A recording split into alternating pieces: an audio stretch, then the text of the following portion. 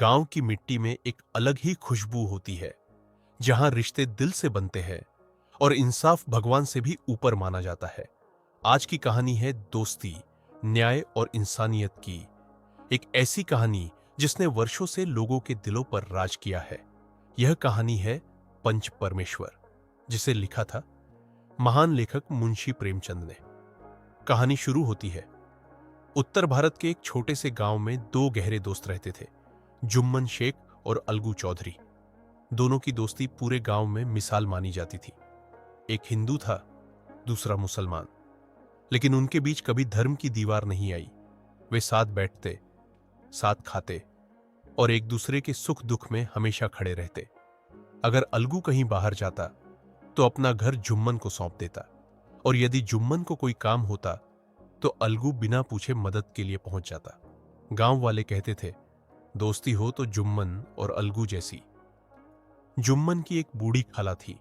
उनका इस दुनिया में कोई अपना नहीं था। थोड़ी सी जमीन थी, बस वही उनकी जमा पूंजी थी। एक दिन जुम्मन और उसकी पत्नी ने खाला को समझाया, खाला, आप अपनी जमीन हमारे नाम कर दीजिए, हम जिंदगी भर आपकी सेवा करेंगे। बेचारी बूढ़ी खाला को सहारे की जरूरत थी। उन्होंने जमीन जुम्मन के नाम लिख दी। शुरुआत के कुछ महीने तो सब ठीक चला। खाला को अच्छा खाना मिलता, इज्जत मिलती, लेकिन धीरे धीरे सब बदलने लगा। अब जुम्मन की पत्नी खाला को ताने देने लगी, कब तक इन्हें खिलाते रहेंगे, इतना खर्च कौन उठाए। जुम्मन भी अब खाला से बेरुखी से बात करने लगा। बूढ़ी खाला सब सहती रही, लेकिन आखिर एक दिन उनका सब्र टूट गया। उन्होंने कहा, बेटा, अगर तुम्हें मेरी देखभाल भारी लगती है तो मुझे हर महीने थोड़ा खर्च दे दो, मैं अपना खाना खुद बना लूंगी। जुम्मन हंस पड़ा, क्या रुपए पेड़ पर लगते हैं? यह सुनकर खाला की आंखों में आंसू आ गए। खाला ने गांव में पंचायत बुलाने का फैसला किया। गांव के लोग इकट्ठा हुए। सबको पता था कि मामला गंभीर है। खाला ने कहा, मैं पंचों का फैसला मानूंगी। फिर उन्होंने पंच चुनने को कहा। सबकी नजर जुम्मन पर थी, क्योंकि पंचायत में उसका अच्छा प्रभाव था। लेकिन तभी बूढ़ी खाला बोली, मैं अलगू चौधरी को पंच बनाती हूं। यह सुनकर सब चौंक गए। अलगू और जुम्मन तो सबसे अच्छे दोस्त थे। जुम्मन मुस्कुराया।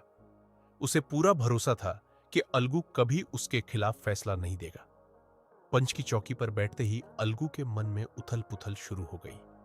एक तरफ वर्षों पुरानी दोस्ती, दूसरी तरफ न्याय। उसे खाला की बेबसी दिखाई दे रही थी। कुछ देर तक पंचायत में सन्नाटा छाया रहा।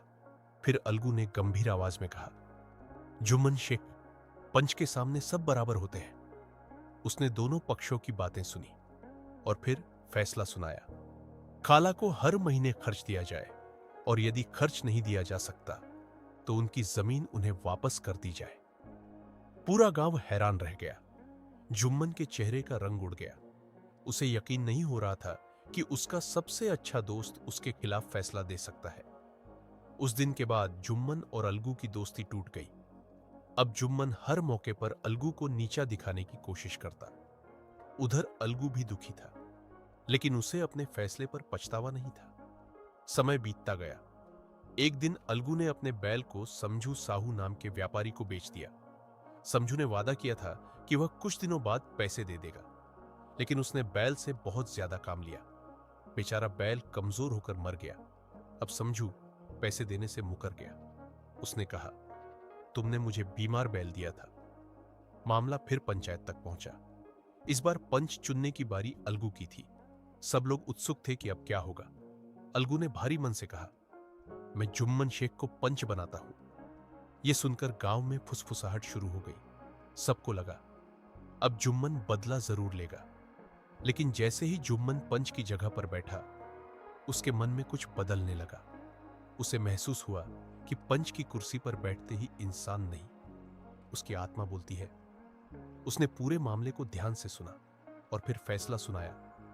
समझू साहू को बैल की पूरी कीमत चुकानी होगी। बैल स्वस्थ था, उसकी मृत्यु अधिक काम लेने के कारण हुई।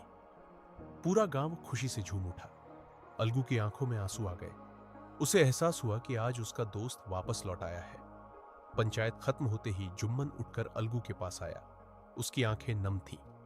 वह बोला, भैया, जब तुमने मेरे खिलाफ फैसला दिया था तब मैं तुम्हारा दुश्मन बन गया था, लेकिन आज समझ आया कि पंच के दिल में भगवान बसते हैं। अलगू ने उसे गले लगा लिया। दोनों दोस्तों की आंखों से आंसू बहने लगे। गांव वाले भावुक हो उठे। उस दिन पूरे गांव ने सीखा, पंच के पद पर बैठकर इंसान न दोस्त होता है न दुश्मन, वह सिर्फ न्याय करता है। अगर आपको पंच परमेश्वर की यह कहानी पसंद आई हो तो वीडियो को लाइक करें, चैनल को सब्सक्राइब करें और कमेंट में जरूर बताएं कि अगली कौन सी कहानी सुनना चाहेंगे।